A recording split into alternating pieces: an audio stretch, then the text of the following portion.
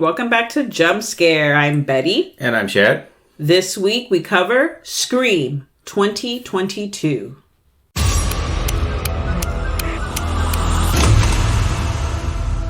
There's certain rules to surviving. Believe me, I know. They always come back. The killer is a part of something in the past. This one just feels different.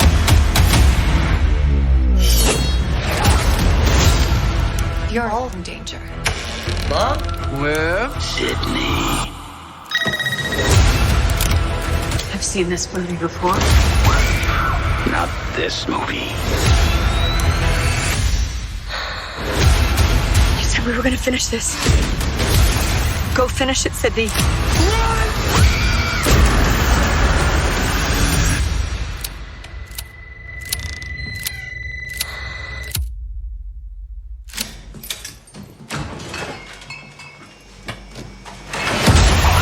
Scream. I'll be right back. He's dead. Only in theater and special previews Thursday at 7 p.m. Get tickets now. Ghostface is back. And so are some of the surviving members, actually the only surviving members from the previous movies. From the previous 4 movies that came before. We have Neve Campbell as Sydney, Courtney Cox reprising her role as Gail, and David Arquette as Deputy Dewey. You know what's bullshit is that they killed off Randy in part 2. I'm still mad about that. I am also still mad about that. They need to why couldn't he have lived? They need to bring him back. But coincidentally, that you should say that because they kind of did bring him back with some slight legacy members, because these are actually characters in the sequels. We have Randy's sister, Heather I'm going to kill her name. Martazaro. That's how we're going to pronounce that. Okay. Who was the actress from The Dollhouse, 90s indie film. It was very popular. I remember that. And Marley Shelton, who plays Deputy Judy Hicks. I wonder if she's named after Hicks from Aliens. Maybe. Martha Meeks. Did I say that the Randy's sister is Martha Meeks? Yeah. So she's back. So we have some legacy members. But like in all things, you can't just have those members, because now Ghostface is now terrorizing the next gen of Woodsboro. And we have leading the pack Jenny Ortega, who's from Babysitter, Killer Queen. And she was also in season 2 of You. Oh, yeah. I forgot about that. Dylan Minetti from 13 Reasons Why. Jack Quaid, yes, the son of Dennis Quaid and Meg Ryan, who's done a ton of stuff. He's kind of a little bit of everything. He has this movie. He was in the Hunger Games franchise. Yeah, he even does a voice on the new Star Trek animated show. He does the nerdy guy that gets his ass kicked all the time. Yeah, and he's in The Boys as well.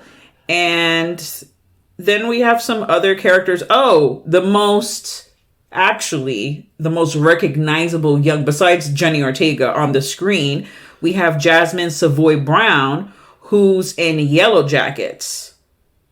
That's right. Yeah, I remember trying to recognize her, but she's Tessa in Yellow Jackets. Yeah, I'm used to seeing her with shorter hair and stuff on Yellow Jackets, and it kind of confused me. Yeah, so she's in there too.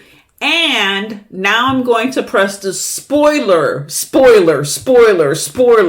So should I just wait until there's one cast member that's actually a legacy cast member that does reprise his role? Spoiler alert. I just gave the gender.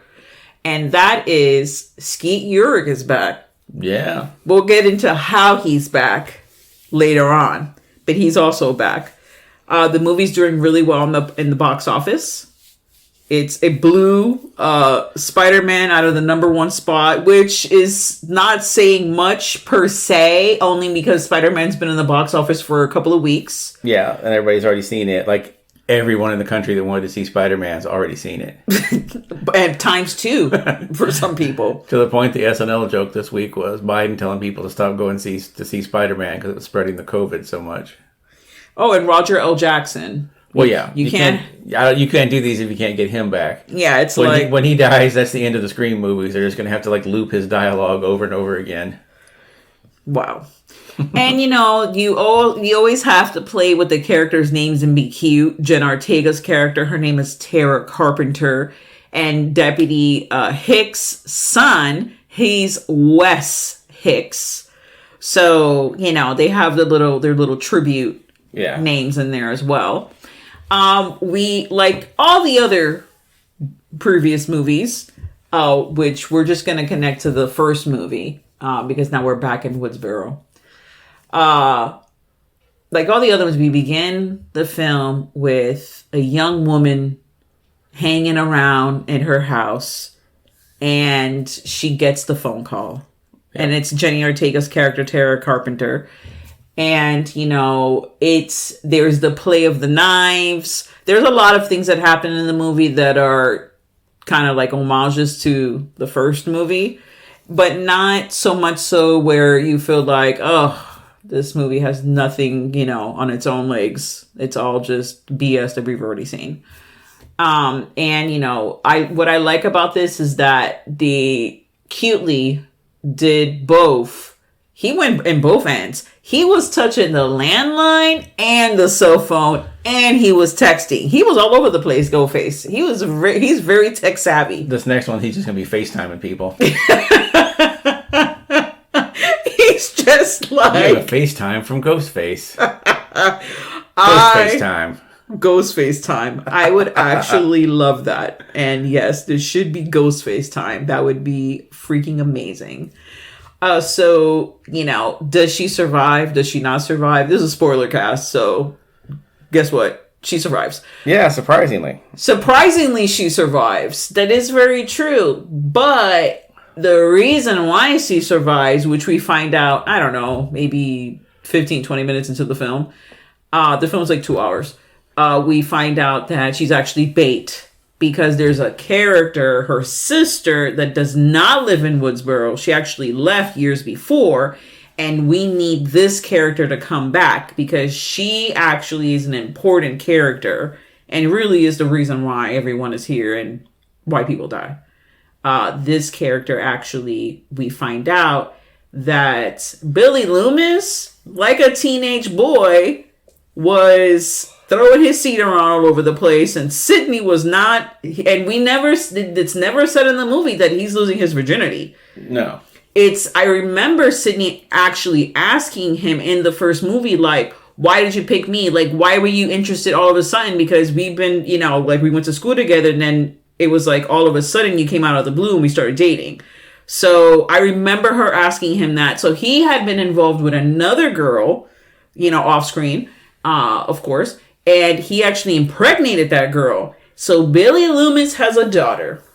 Yep. And this is where we get to see Skeet Ulrich coming back and a little bit of the kind of like the Dexter scenes where you get the dark passenger talking to Dexter. Yes. You get, Skeet Ulrich's character, get Billy talking to what's her name? Tara in this one.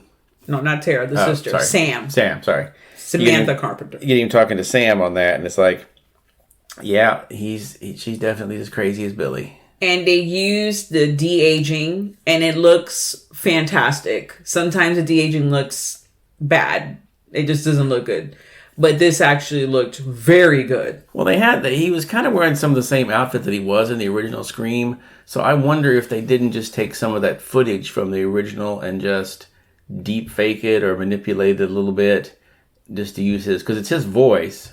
I think that he stood in and they just like de-aged his face. Because when we first saw the thing of de-aging was in Star Wars, the first one. Yeah. The latest one. The Rogue One. Yeah, Rogue One. Thank you. Rogue One with Princess Leia. And that looked terrible. Yeah. Well, they really just bad. Pasted her face over someone else's. Exactly. And that's why that's what I'm saying. When you use that technology, you have to use it correctly. Like, obviously, I feel like the person has to be alive to stand in. Because you know what hasn't changed?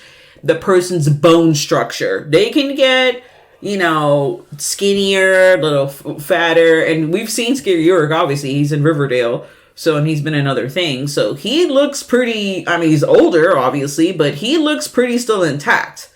So it's not that hard to just, smooth it out, Yeah. he was wearing the same clothes, but it's just literally a white t-shirt that's kind of ripped. I mean, it's not, they didn't do like a full body. It's always from like the torso. And it kind of helps that they're usually only seeing him in like reflections. Mm-hmm. You're seeing him in mirrors or car mirrors or something like that, where you're only seeing part of it. Even if it's a little distorted in the mirror, you don't pay too much attention to it because you just assume the distortion's because of the mirror. Exactly.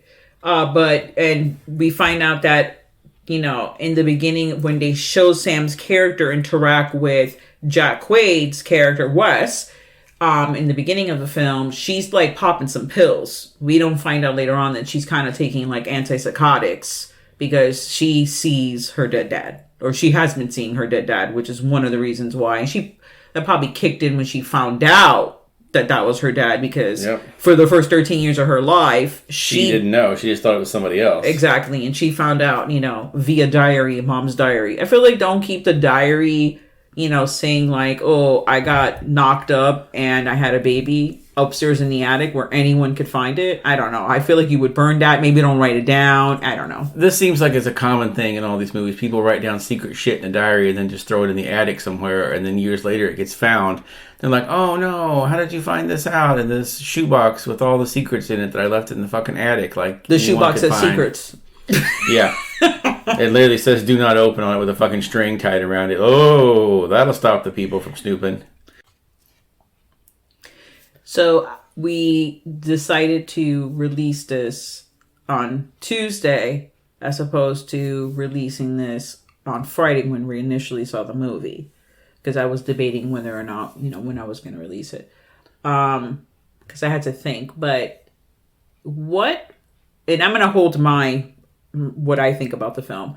What is your favorite part of the film and a part of the film that you disliked? I think one of my favorite parts of it is when they, I wish they would just go ahead and make the actual stab movies, because they could just do that at this point. Just give it to somebody low budget and put them on YouTube or something, or on Netflix. But I love when they're showing the YouTube channel and they're talking about the nightmare that was Stab 8. And it shows the ghost face, and he's got like the sleeveless robe on. He's got like knives, like samurai swords. He's doing all kinds of moves with them. Then they show him with like a special flamethrower gun. You know, and they've talked to the others about how like Stab 6 was a time travel movie. And I just want them to go ahead and make these. Just make one movie just called the Stab series, where it's like a 15-minute thing of each movie would be amazing. So I love that, where they're showing all the crazy shit that happened in Stab 8 that everybody was so mad about. And so that's one of my favorite parts of it. And I like the killer using the modern technology against the people, where he's using their cell phone like to unlock the house and go in. Because everyone always thinks that's such a great thing to secure your house with your phone, but don't realize that that just means someone else can probably easier than actually picking your lock or smashing your door, just hack your phone and go in. Yeah.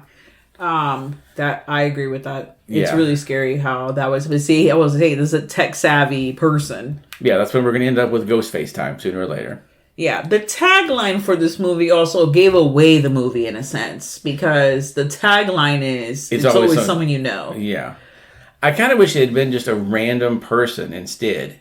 Like the whole movie, they're trying to figure out who it is, and it just turns out to be someone they don't know. I don't know. It would have been an interesting twist on it, because it's always been someone that they know. And what if it was just a hardcore fan of the Stab movies that was pissed off that they didn't do it right or something? He was coming after them, and they're like, but we didn't even make the movies. Yeah, I mean, so it is a spoiler cast, but that's exactly who it was. It was a hardcore fan. Jack Quaid's character was the hardcore fan. Yeah, but I don't know. It would have been a little different if it hadn't been outside of a friend group. Yeah. Yeah, like just a random, not part of the teenagers group or whatever. Maybe it was an adult that was just out after him. Make fun of the nerdy guy that lives in the basement that's still, you know, starting to flame war with someone over the Marvel movie or something like that.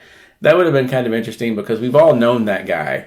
The guy that, you know, pushes the glasses up and says, well, actually, Captain America's shield was a mix of adamantium and vibranium, and they cut that out in the movie. And starts going into a long, you know, like, I asked you what time it was, bro. I didn't ask you about any of that. I don't know how I feel about that, but our theory amongst, I'm sure, many other people's theories, was that Stu was going to come back. Because we technically never officially saw him get murdered. He got stabbed in some places, but unlike Skeet Ulrich's character, who got the shot in the head... He got a TV smashed on his face. But you can have reconstructive surgery, or depending on how... He could have just... Because there was a version of a screenplay in the past, for either 3 or 4, I can't remember, where he did come back, and he was paralyzed like in a chair. Yeah. He'd gotten like a compassionate release from prison, but he was paralyzed in a chair, and he had his own cult that he was running. Maybe it's like a Glass situation where he's like paralyzed, but he's a mastermind in doing... He got smart while he was in the prison. And he's a mastermind. He's controlling everything, like, you know, via his wheelchair. That would have been kind of cool to see. Just do something crazy and off the deep end like that. Yeah, we're already number 5. Like, let's do something wild. That was the one thing I didn't like about the movie. But by the time Friday the 13th hit part 5, they had already killed Jason off permanently, wink wink, replaced him with someone else. Nightmare on Elm Street 5, he was already having a baby. He had a baby, okay? Freddy was just child. Like, you know what? I'm just going to impregnate. Halloween 5 was when we got the Cult of Thorn coming out into everything and going crazy. So to me, the 5th one should be the one where you just go completely fucking crazy and just do like, this is where the cult of Sydney pops up and it turns out Sydney's secretly the bad guy all this time, or some crazy shit would have been fun. I didn't want Sydney to die because she is the main legacy character. Actually, she's right like number 2 under Jamie Lee Curtis for Laurie for having been alive this long, survived this long. And it's actually, no, Sydney is actually the longest running final girl. You know why? Because it's bullshit. Because in the first set of films, Laurie Strode did die. She got thrown off a fucking roof in the insane asylum. That's right, because she was in 1, 2, and then she was in H2O, so she's only done 4. And the Resurrection, and the beginning of Resurrection. Yeah, that's what I was counting. Yeah. So, yeah. So she's only done like 4, well, in that timeline, and they changed it. So she's done like 6, maybe 7 Halloween movies altogether. Yeah, but as the original character within the first set of series, not her revival in this new, in the 2018 Halloween Kills. Or the revival in the 1998 when they were like, oh, it's 20 years later, let's wipe everything. Every 20 years she comes back and wipes everything out and starts all over again. It's her, you just kill her. It's her fault. With Neve Campbell, she's been playing consistently the same character, hasn't changed anything. It's still, still Sidney Prescott. They haven't erased anything from continuity. They haven't gone crazy or done anything like that. Yes, correct. She's the main final girl because there hasn't been any deviation in her story, just like you said. So she's the main final girl, and now she has a husband and 2 children, like that 2 girls. Even saw. That we don't need to see because you're not really part of the story. The story's about Sydney. The story's not about Sydney, but it's Sydney adjacent. So those characters are only going to come into play if they're bait, basically. That's the only reason why they would come in. I was kind of hoping when they showed her out jogging, she was pushing the stroller, that turned out it was going to be 2 dogs or 2 cats in it. Yeah, because you wouldn't think... I was actually like, oh, she had a family. I would have thought that she didn't. But I think, and this is where it's going to get psychologically somewhat deep for a horror film. I think that after the trauma of killing the man that she loved, that loved her, that actually wasn't a killer, and all the trust issues that she dealt with from the first movie...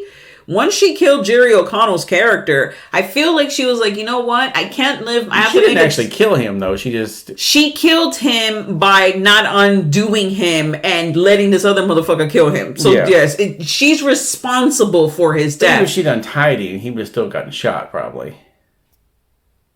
That's neither here or there. She feels responsible, I'm sure, for his death.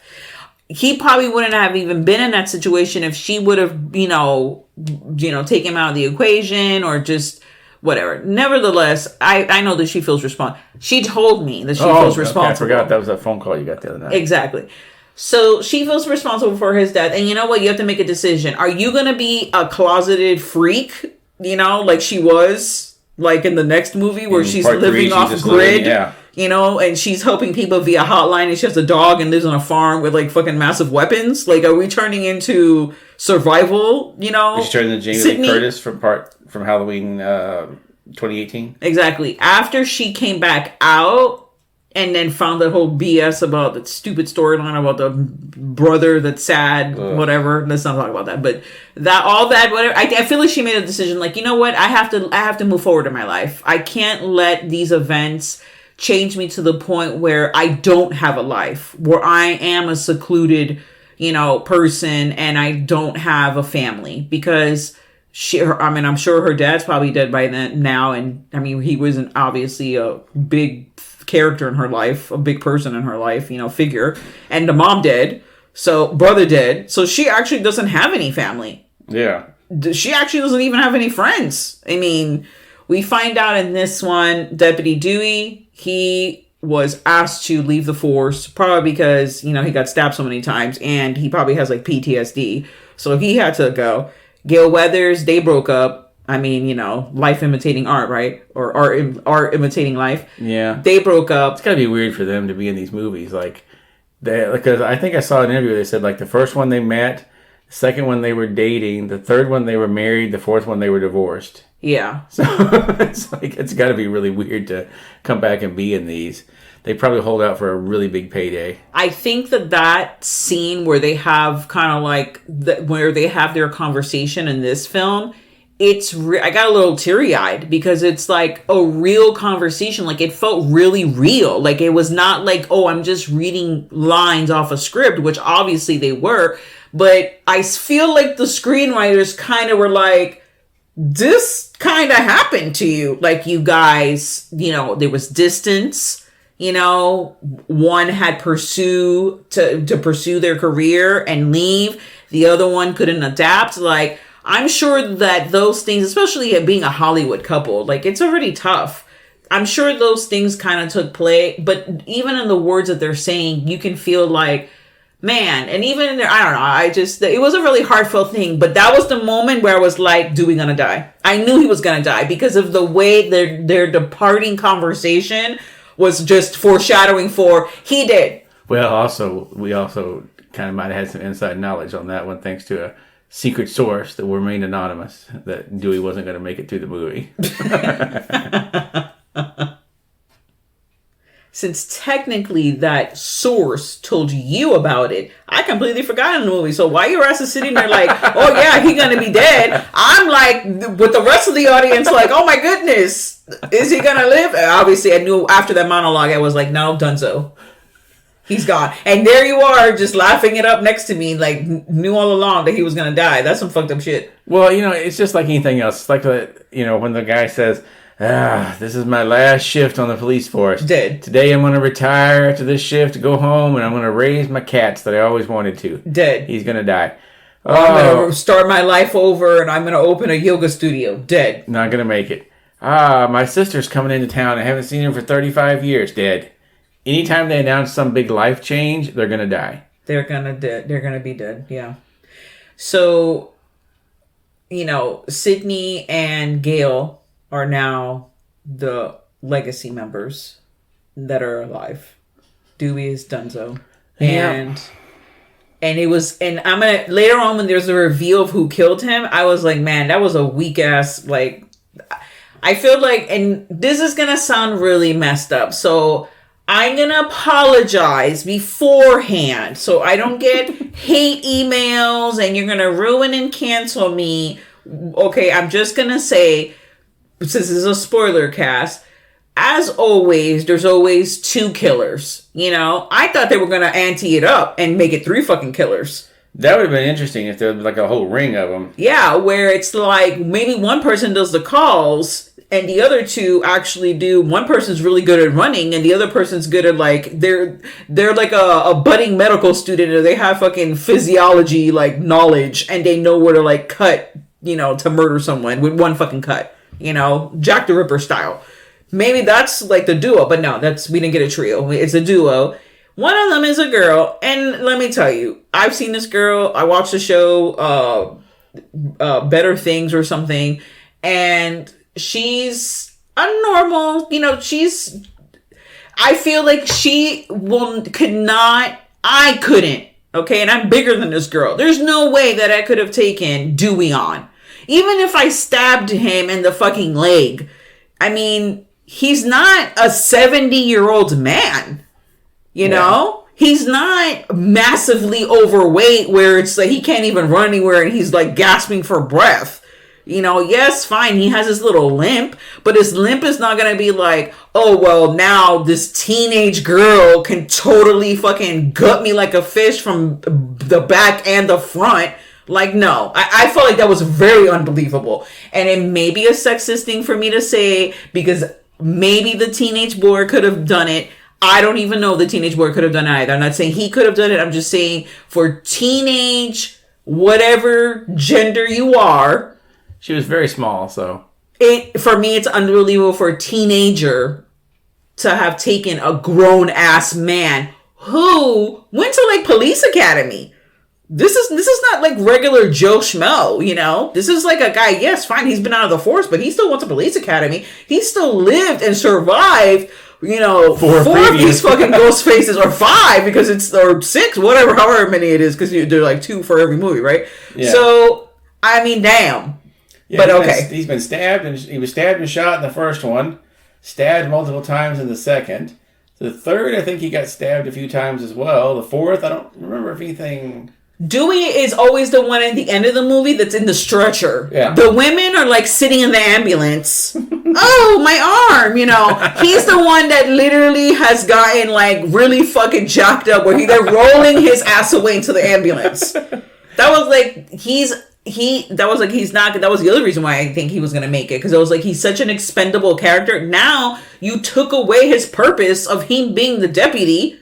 Now he's just a fucking weird guy living in the fucking woods, watching Gail on the fucking TV in the morning and, drinking alcohol all the time. Like, he's useless. So kill him. Gail at least got a job. Sydney has a family. Like, she obviously has a job. They have purpose. He has no purpose. Get him out. I thought they should have had him become more and more like Dr. Loomis in these things, where he got more and more fucked up every time until eventually, like, he's burned and everything. He's walking around burned, holding an arm that he can't use. He'd just get more and more like Loomis, and every one would be hilarious. Now, as it said in the trailer, some of the characters are actually descendants from some of the legacy characters. And Randy's sister, Martha, actually had 2 kids, twins, who's played by Jasmine Savoy Brown, which we named earlier, as Mindy Meeks. And she has a twin brother named Chad Meeks, who's played by Mason Gooding. And Chad Meeks, they're twins, so they're related to her.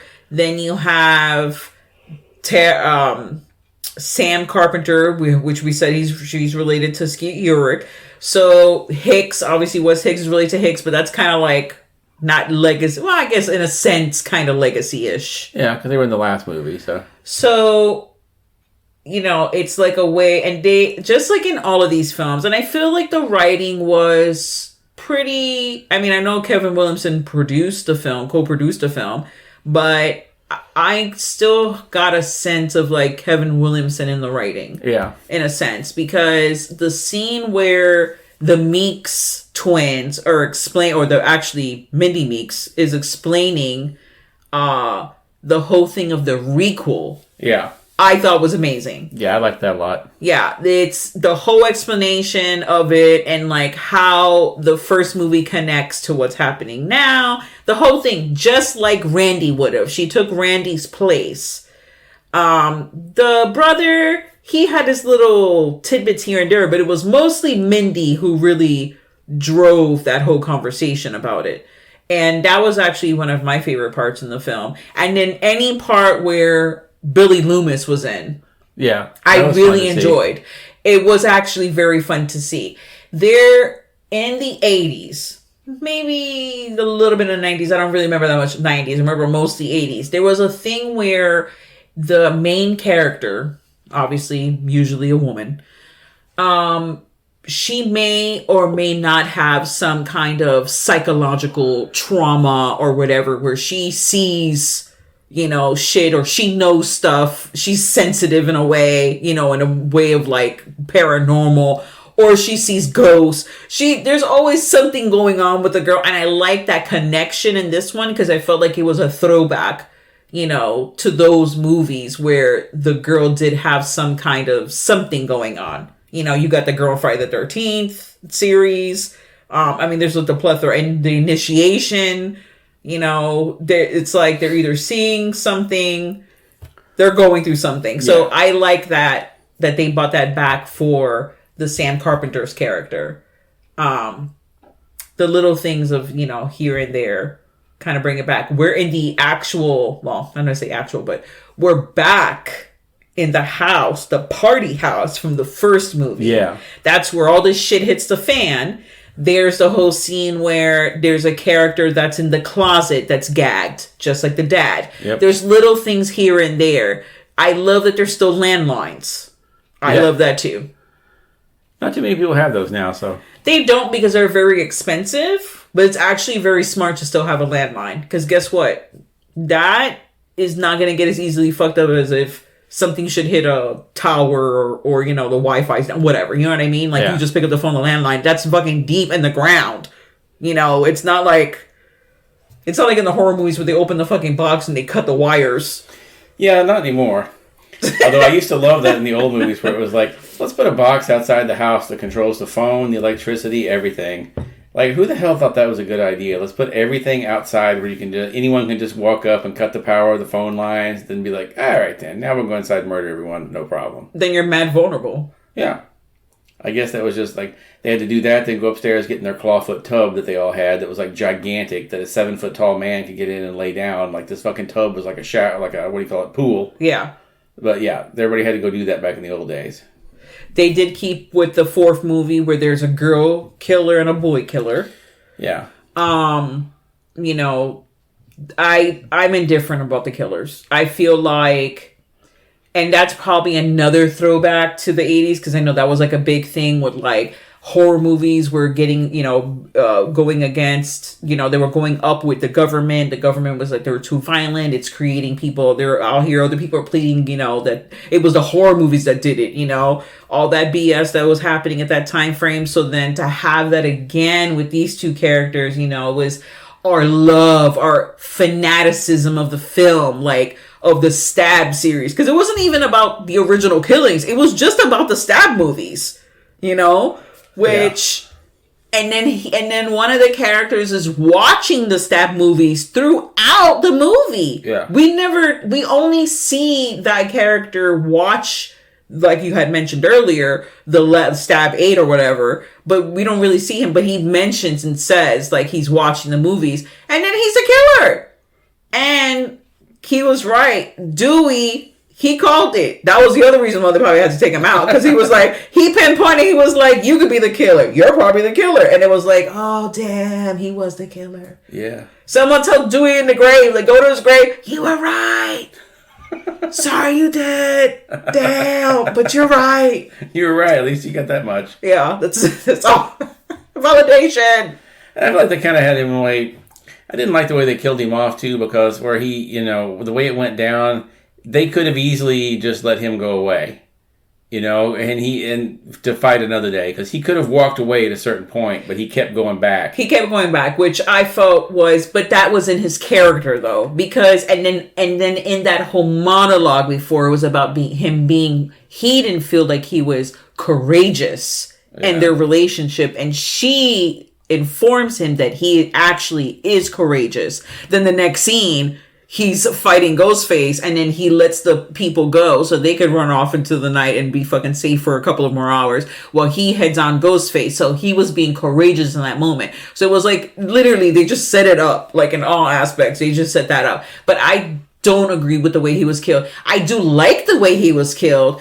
I was the person in the theater. Okay, I'm going to say there was like 4 people in the theater. No, it was like 6 people, because we watched it like mid-afternoon on Friday.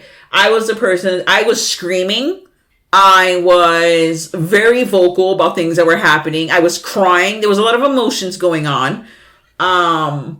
I didn't know how to deal with what was going on, but I definitely screamed like a psycho, and then I cried like a psycho when Dewey died. I feel like this is just a Dewey cast. We should just have a whole podcast on Dewey's death, because I feel like we've talked about that over and over again. But I can't get over it, guys.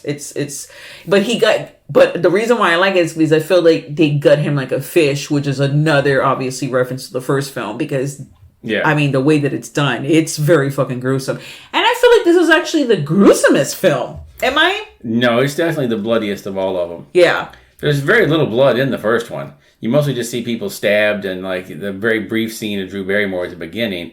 But even that got trimmed down as time went on. So, yeah, this is definitely the bloodiest of the series. Where you see people stabbed through the hand, you see people cut more. Definitely, it's definitely the bloodiest.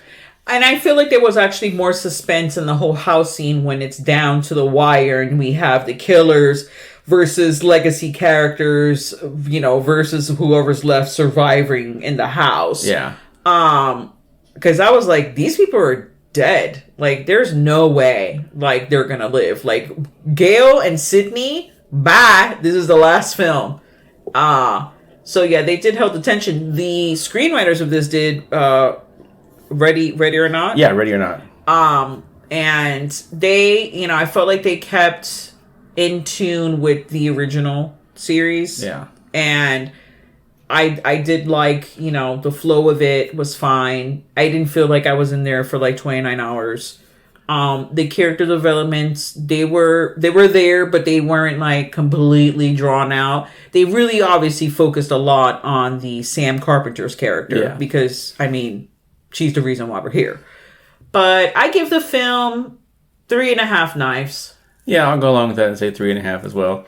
I enjoyed it a lot. The only thing I didn't really like about it was I kind of thought the killers, like I said, I wish they had been something else other than just a group of friends with them again. Yeah. I wish the fake out thing where they kept saying it was always where they were saying it's always someone you know turned out to be false. It's not someone you know.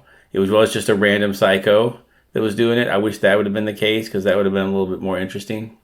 Instead of just another group of friends doing the same thing. Or like a character where their sibling or, cousin, someone in their family was murdered in the first film. And now, they've been waiting like for the revenge to come back and like come after the character because they feel some kind of way about it. Maybe that would have been something. I don't know. I guess I wish I was a fly in the wall in that conversation when they were writing the screenplay on what direction they were going to take it in. But the direction they took it in it's literally in connection to the other films. It's fine. It's the same formula in a sense. Yeah. The reasoning. I enjoyed this film more than I enjoyed part 2 and 3. I motherfucking hate part 2. I don't care about part 2. And especially you killed Randy. I'm like, forget you. Part 3, terrible. Like, the brother, like, what? Okay, I said we're not going to get into it, but we're going to get into it because I just need to throw this out there. Please let me know. Do you agree, fans, people of the world? Okay. The brother was a director in Hollywood. He was well known. He must have had a good life. Why does he have such mom issues? Oh, boo-hoo, my mom left me. Oh. Like, he had a fucking terrible life. Like, he was living in a trailer and he worked at fucking 7-Eleven. Like, now there's nothing wrong with that, but I'm saying, like, he had a nice life. Why is he so hung up on this whole, like, mom abandonment thing? And if he was, you have money, get therapy, dude. Like, really? You're gonna blame that on Sydney? Like, she had nothing to do with her mom's sluttiness or whatever happened. Like, she has no control over that. She was just as innocent and a victim in that whole thing as you are. So get over it. And that's all I have to say about it. I didn't care part 3. It's 1, 4, and now Scream, parentheses 5. Those are my 3 out of all the films. Yeah, I like 2 a little more than you did, but I'm still mad about Randy, so it gets knocked down a little bit on that. And part 3 was really, They literally came up and said, this is the Return of the Jedi, where you're going to find out about the lost sibling or whatever. They were trying to make me cute with that, and it kind of fell flat for me. So flat. But the fourth one I liked because it was all about people trying to be famous. Exactly, which the social commentary on that will stand for God knows how many years, 20 years. That's all. That's going to be a thing because it is a thing, and that's not going to go out of style. They didn't want to work. She's like, I don't want to work. I just want to be famous and get things bought for me and not have to do things. So I'm going to stage all these murders and be a survivor just so I can do that. It's like, damn.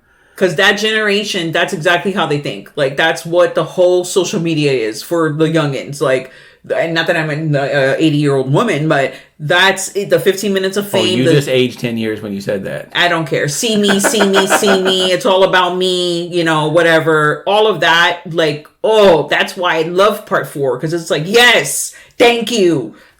Preach it. Show that in the schools. Like, stop. That's why I really... And this one, there is obviously, if you've been on Reddit or, like you said, that person that's very intense about this film that they love, or series that they love. Maybe that person is sitting in this room right now. Who knows? I'm just saying, like, but not to the point where I'm going to murder someone. Like, I'm not going to go out of my way to kill somebody just so I can get, I don't know. You almost beat up a kid over the wrong color Harry Potter thing one time. So I can, it's only a short step to murder. Okay, first of all, here we go. I don't appreciate that, and we were not going to discuss that. It's not a horror themed, and that will immediately be cut out. Cut this out from the edit. Okay? I never did that. Never. That never happened. I said you almost beat up a child. I'd say you did. Maybe he shouldn't have been wearing those stupid purple color. That's not the color of Gryffindor. It's scarlet and gold.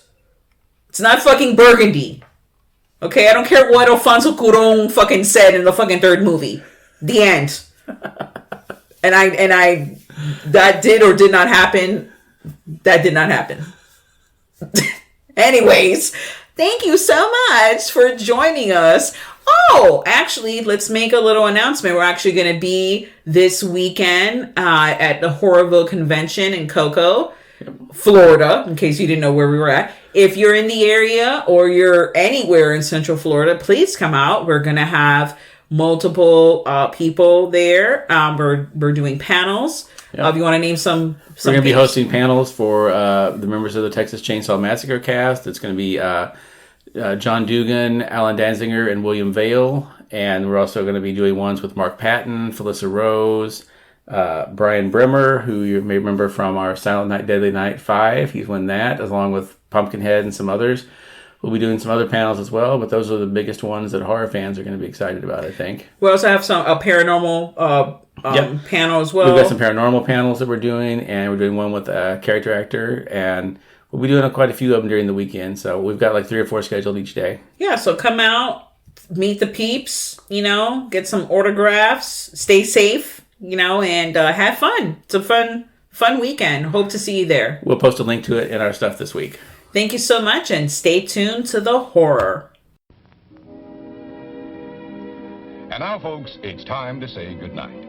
We sincerely appreciate your patronage and hope we've succeeded in bringing you an enjoyable evening of entertainment. Please drive home carefully and come back again soon. Good night.